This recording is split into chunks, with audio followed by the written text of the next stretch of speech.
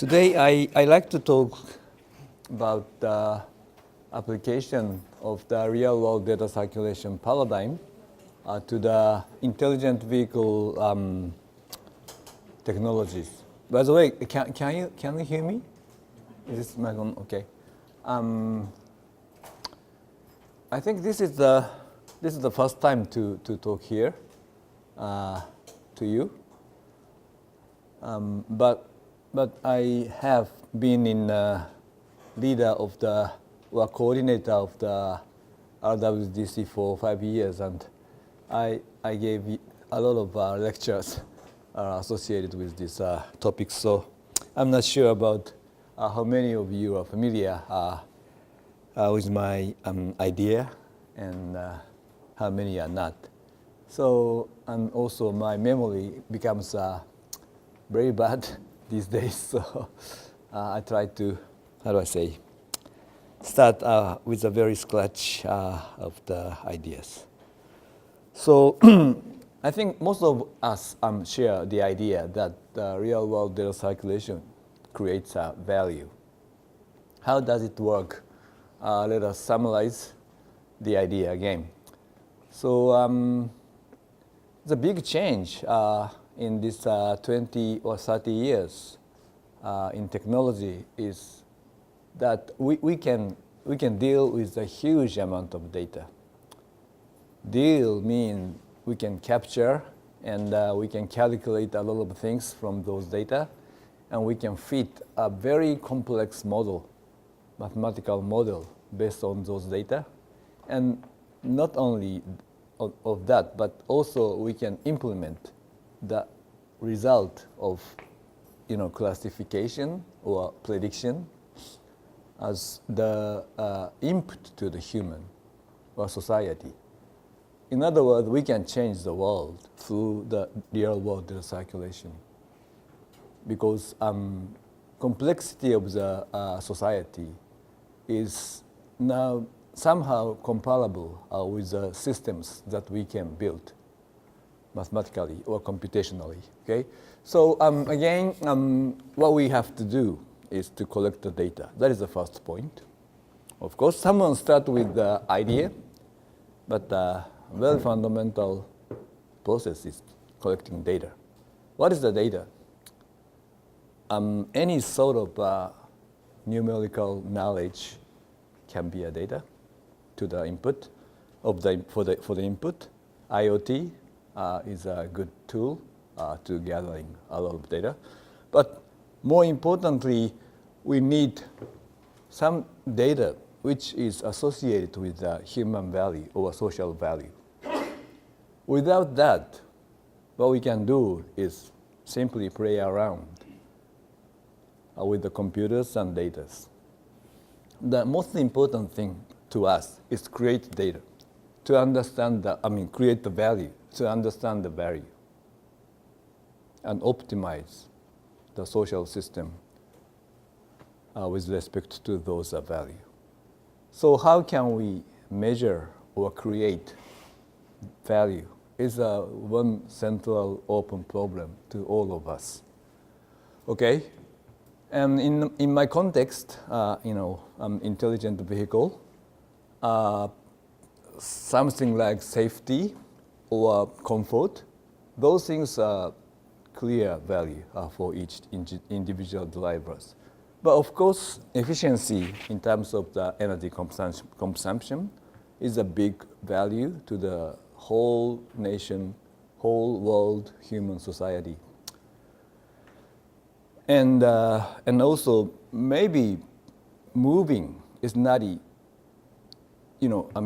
mobility doesn't mean only the movement from here to there, but during that moving, we can experience a lot of things. See, many people are listening music while commuting. It makes us very happy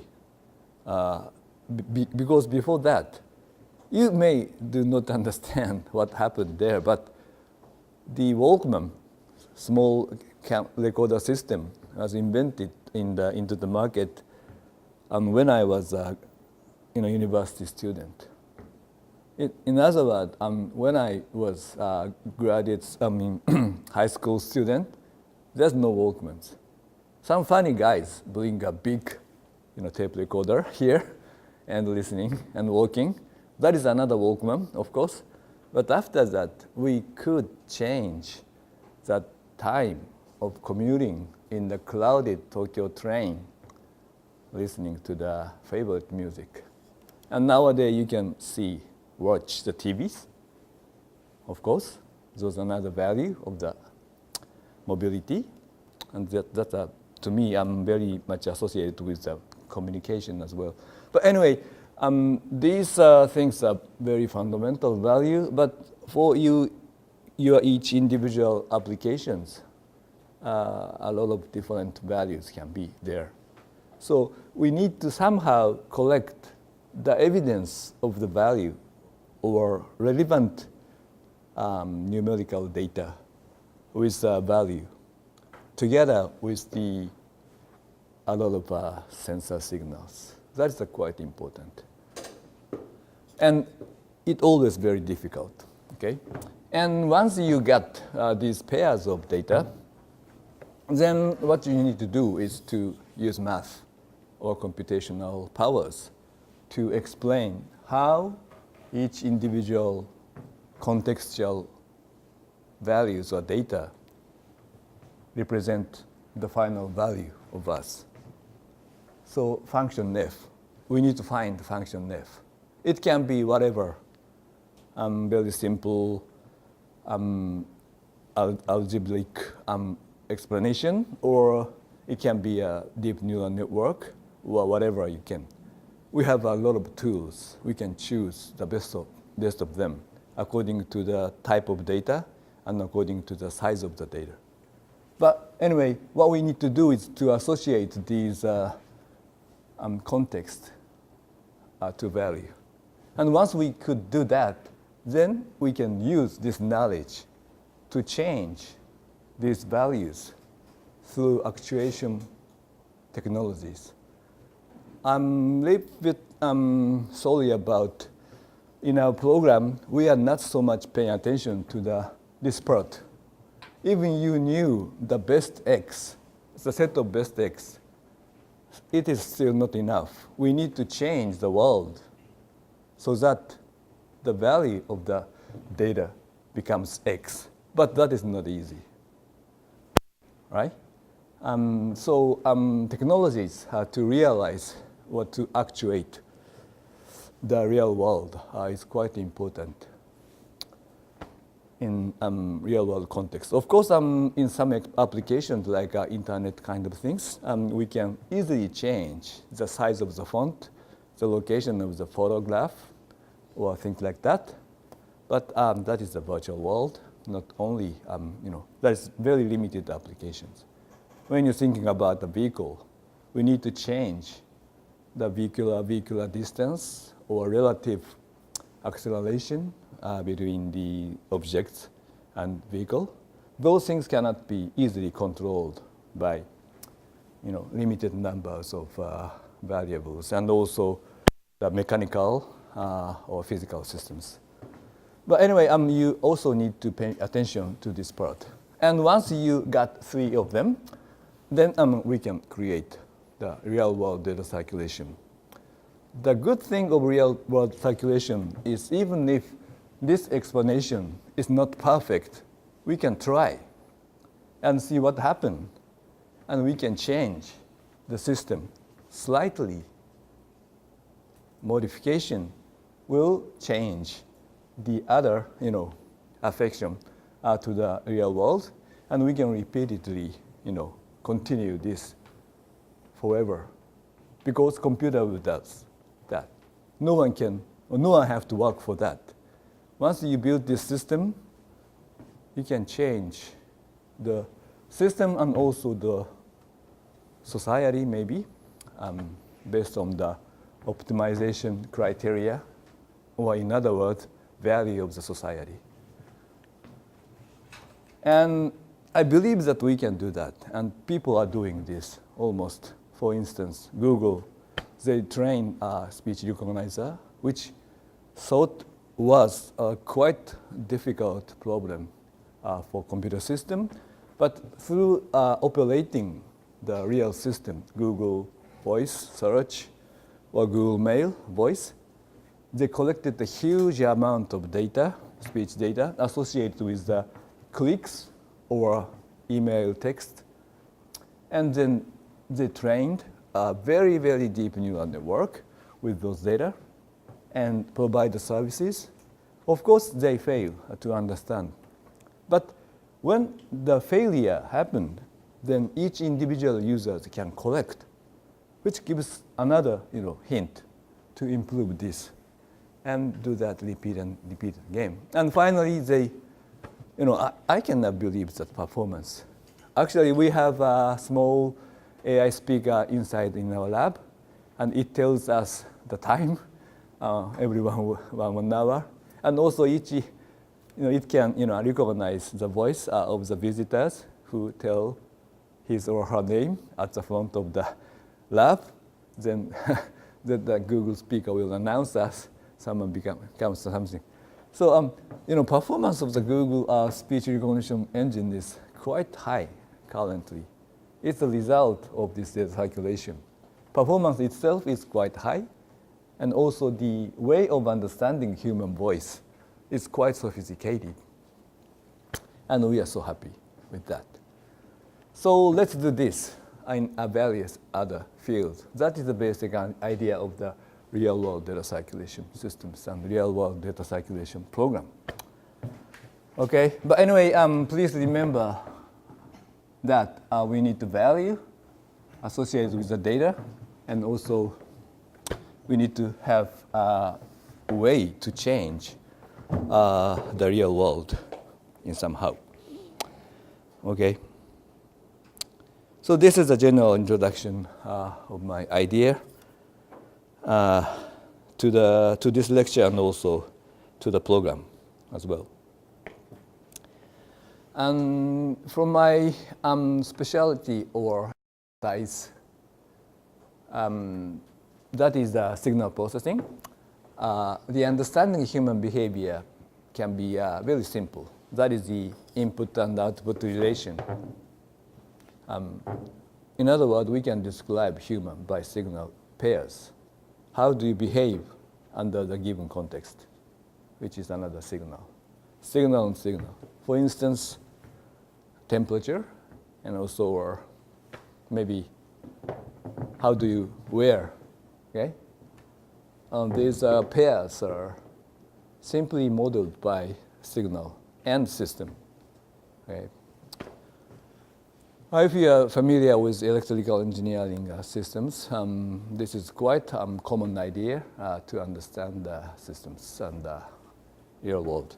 But anyway, behavior can be described by a signal and systems and its combinations, and that is quite similar with the idea of real-world data circulation.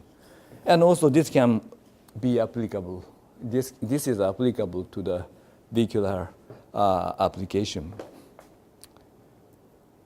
So again, when I overlay the vehicular application to the original real-world data circulation figure, I can put this figure. So I'm sorry, I'm not organized well to talk for another 40 minutes. But originally, my idea is to optimize the vehicle to each individual particular person under each individual given context. For instance, I like to build my car, which is very suited to me at the traffic condition of Nagoya area, when or something like that. Not to the Dallas in Texas, or not suit to the Bangalore in India, or things like that. The optimization of my vehicle is the final goal. In order to do that, we of course need to know the association of my value with a lot of sensor signals. what sensor signals is important to me or important to you? That depends. Okay, so that's a issue of the later discussion. But anyway, we can collect as much or as many data sets as possible nowadays, particularly for the vehicular applications. Vehicular is very big. It has self-battery, and it has a roof. Therefore, you don't need to care about the rain or things like that. So this is very, very good vehicle for collecting the vehicular data. So we can include a lot of sensing systems in this vehicle. And because thanks to the current technologies, each individual sensor becomes very small. Therefore, it is pretty easy to measure a lot of things. Not vehicular, but also, where we have a clothes which has sensors, and we always bring at least one this device with us. And glasses becomes intelligent, and also maybe shoe or those things becomes a lot of intelligent. In other words, connected and a sensor for systems. So a lot of sensor can be collected, but what kind of sensor do you have to be able to measure my happiness? Do you have such sensors? We do not have such sensors. Someone said that if you can measure the brain wave, maybe associated with that. Yeah, maybe it is.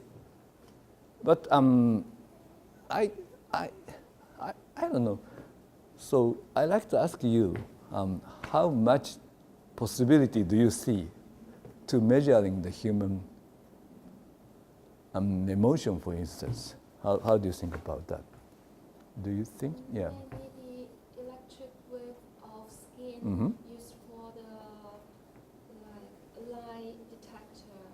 I don't know if Yeah, I agree that heavily associate with some kind of sense, emotion. But to me, that is another context, not value itself, right? So we can associate, these things as far as how do you feel now, and computer system can recognize those emotions. Then we can say that skin conductance, for instance, may one good cue for happiness of people, but I don't think so. Skin conductance is skin conductance. That's the physiological value associated with our human value. So I don't know if you have another opinion, or I'd like to know how people think about that. But I think this is very, very fundamental problem. Therefore, I don't believe that we can build such a emotion measuring system which is very stable and reasonable. I don't know.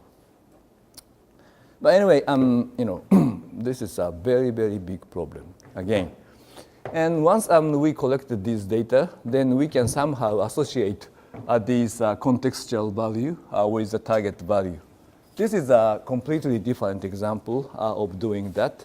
But through this figure, I like to emphasize that even the correspondence between contextual variable and the value of happiness are quite random and quite complex one.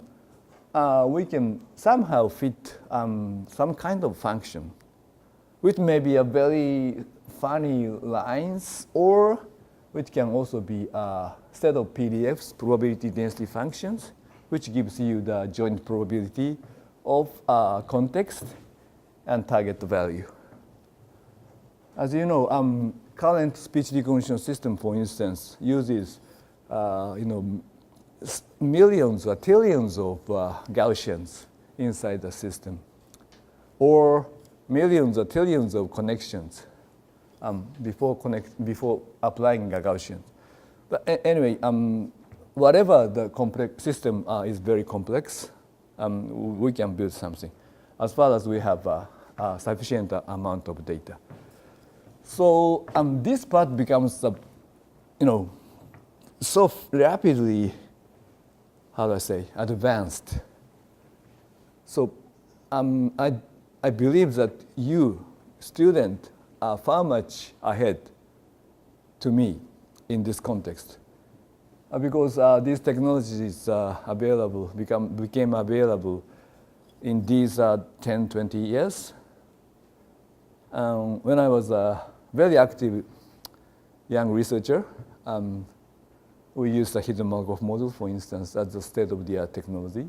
It uses about thousands or tens of thousands Gaussians inside the system, and we used hours of data to train that system. But nowadays, they use trillions of mixtures and also uses tens thousands of data for training. So paradigms are completely changed. So this part is very, very, very challenging now, but which means that you have a full of opportunity to do state-of-the-art research in this field. But this field becomes somehow stable, and I think combining this and that are very important. And still, this part to me is not easy for actuation. But anyway, vehicular technology becomes vehicular technology nowadays can be symbolized by autonomous driving technology, of course, and autonomy is not a special issue now. As you see, the autonomous vehicles are running around. Hundreds of autonomous vehicles are running around in California or Nevada, as those are states. And even when a passenger was hit by the autonomous vehicle, it was a very sad accident, but she died several weeks ago. But it becomes everyday real reality. And to me, but even though not all of the autonomous driving, but very few amount of autonomous driving realizes this loop, real-world data circulation. It is automized. It's an automation vehicle. But the way of driving is quite, how do I say, uniform, not to differ. It's adapt to the input, of course, but based on avoiding, how do we avoid the collision? In other words, a very low level of safety is a target value. That is not a interesting challenge for industry as well as academia. We need to build, or we like to build vehicles that suit to yourself and that's to the society based on the real world data circulation. That is my point, and I am now working together with my student. Okay. So here's a very symbolic 2 videos. If it comes, but it doesn't. Again, not.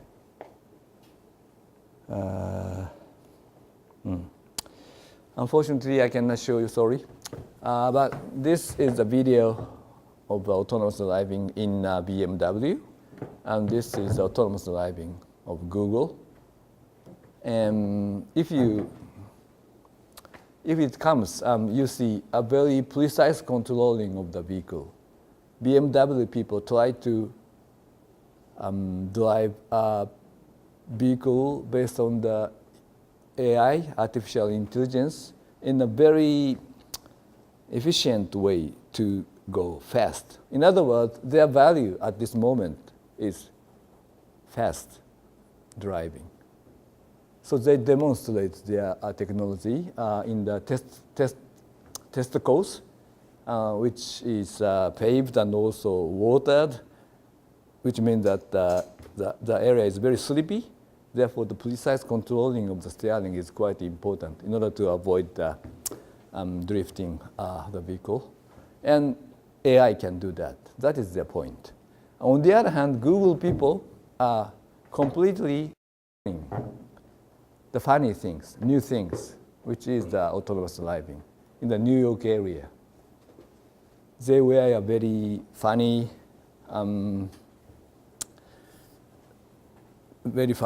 wares, and also they show up themselves that we are riding on a driverless vehicle or something like that.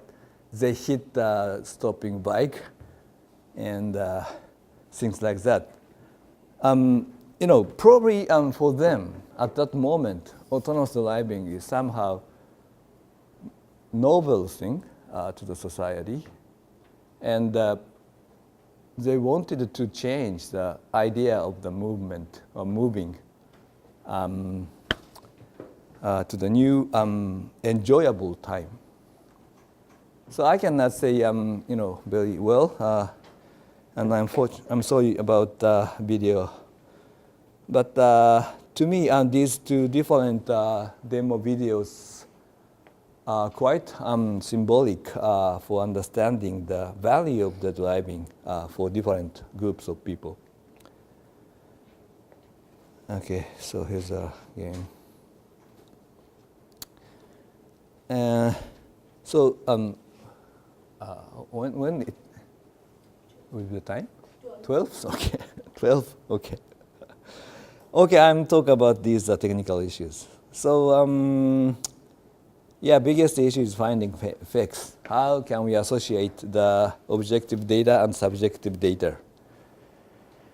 And one idea or one example that we have studied in this context was predicting driving behavior based on the contextual data for each individual drivers. Because each individual drivers does completely different driving, even under the same traffic situation. For instance, in this case, driver A and driver B drove under the same driving context, which was built by a driving simulator, anyway. But their way of driving, for instance, following distance to the foregoing vehicle is quite different. Driver B likes to keep or try to keep the distance in a fixed length, but driver A didn't care about that. And also the gas pedal operation is quite frequent in driver B, so that the distance to be is constant. On the other hand, the driver A is very lazy to control the distance. And this difference can be modeled by the association with, for instance, velocity and following distance, or velocity and the gas pedal operation. So in this case, here's the X and here's the Y, for instance. Very simple case. And we could, predict the each individual driver's behavior based on those data by machine learning. In this case, simply a mixture Gaussian model will gives us the very similar behavior which was measured in the real world. So blue and red means training data and test data, and we can somehow predict the drivers of the each individual different behavior. But this is very simple problem comparing to the value of the driving. But anyway, mathematically we can do that. Or even more complex situation like a lane changing.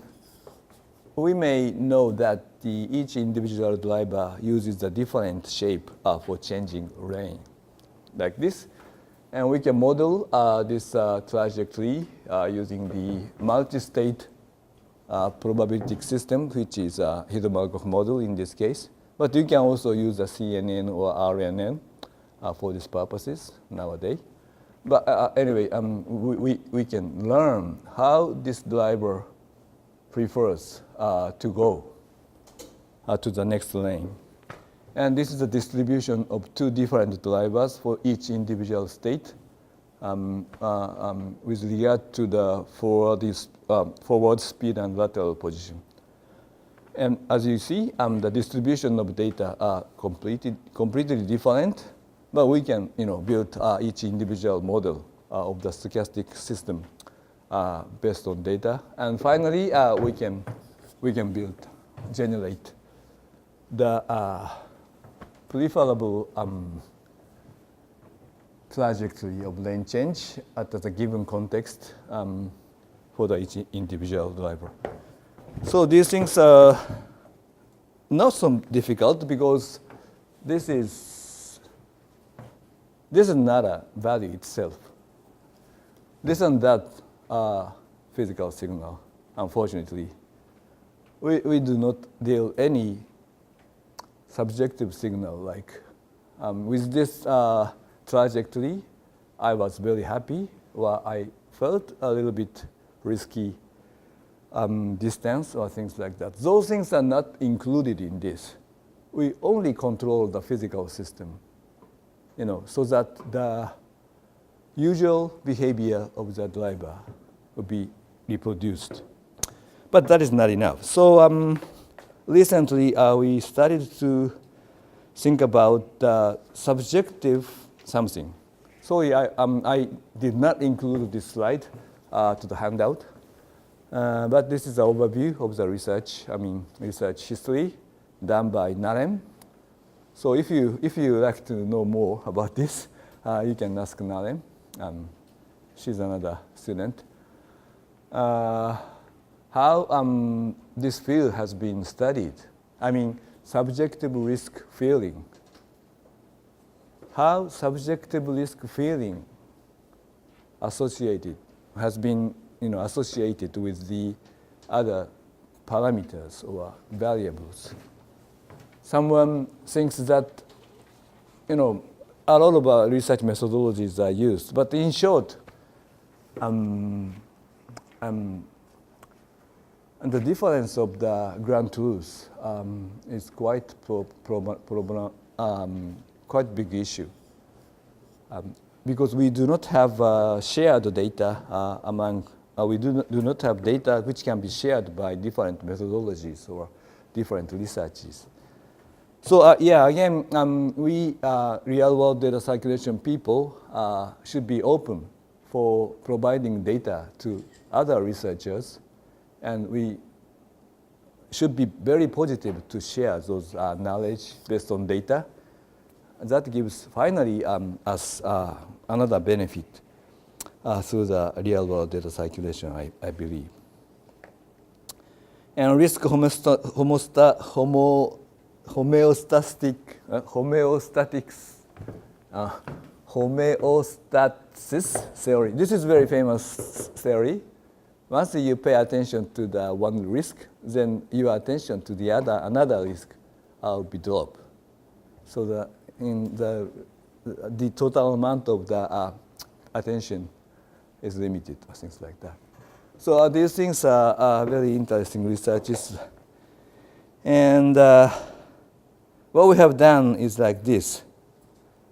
So we hired, or we recruited 10 evaluators of the lane changing, of 1,000 lane change, and showed these kind of video clips, and each individual evaluator scored the risk level of the scene. We had 10 evaluators. First of all, we like to build ground truth of the risk level of these scenes, which mean in other words, I didn't pay any attention to the difference among evaluators. I thought that almost all evaluators agree with the risk level of the scene. But what we observed after the experiment, we saw that a lot of differences in perceiving the risk level, again, among evaluators, which suggests us that our risk level quite different. Our risk feeling is quite different among maybe evaluator to evaluator or a driver to driver. So when we control the vehicle, we need to pay attention to each individual people's risk of failing model. That is a goal of this research. And this is the first step of this research. We collected subjective data with a risk level, which somehow represent value of the driving based on the real world data. Okay, so this can be. And I cannot, briefly explain about research, but what we have done was to collect the variables which associate with each individual's risk level. This is a decision tree, if you know. Decision tree is a very simple classifier based on the classifier which uses the tree as the decision making. And you can arbitrarily put the variables each individual node. Therefore, this is very suit method to select the optimal set of the variables which is associated with the target variable. And so we have a lot of variables like speed, acceleration, and pedal operation, and relative location of the surrounding vehicle, things like that. And put those variables into this set of the decision trees and collect or select the best tree, which in other words, known as the random forest technology for the classifier design. Random forest is not a super high accurate method, but it is easy to understand the result. So that is suit for the reasonable,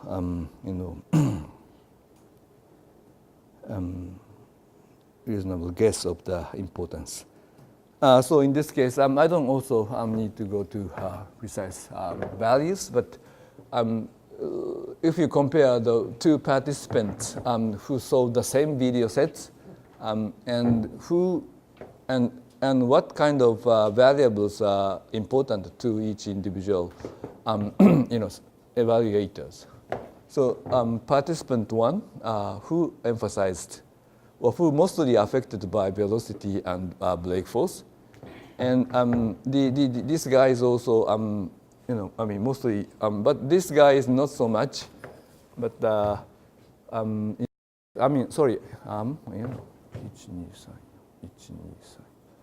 yes, steering angle and brake force, but in this evaluator case, the importance of the steering angle is not so high, but probably more velocity is used to perceive the risk level. So we can somehow guess. We can use the different trees for predicting their risk level based on the same data set for each image for drivers. So again, we had a lot of tests, and we also compared the method of prediction, which are random forest and support vector machine, and also Gaussian process regression. And among them,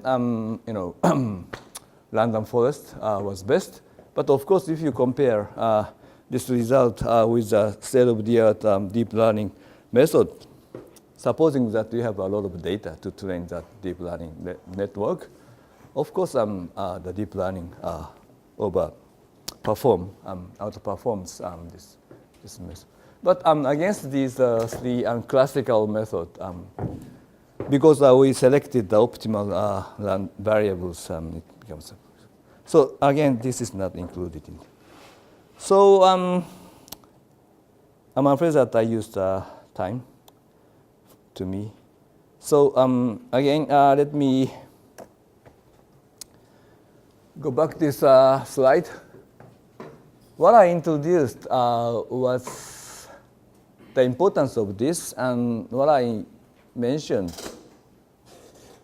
through two research examples. Unfortunately, not suggest how do we, or how can we collect this value directly. We do some sort of artificial test to evaluate the human subjective feeling, like risk or maybe preference, but that is not naturally collected from the real world. So we need another good idea to collect the goodness of the driving of the autonomous vehicle during the driving or moving. Some say that physiological signal may gives us a good cue. Some say using the camera you can know how much happy the passenger are or not. But unfortunately, I have no idea. My best idea so far is to put a button. I like it button, and if you feel good, then you're gonna hit that button on the somewhere in the vehicle, and that can be used for the reinforcement training of the vehicular automation system and things like that. But probably in 10 years or in even 5 years, someone will find the good way to know the goodness of the driving for each individual drivers in the very, very naturalistic way.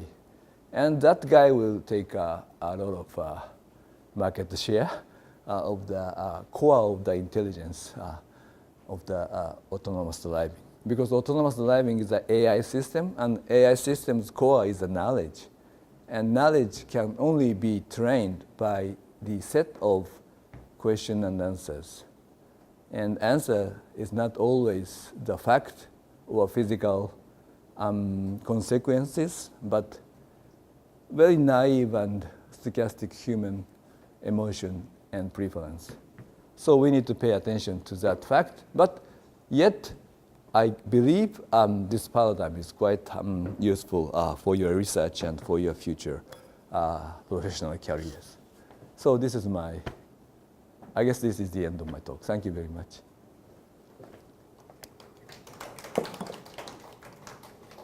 So any questions? Probably. No?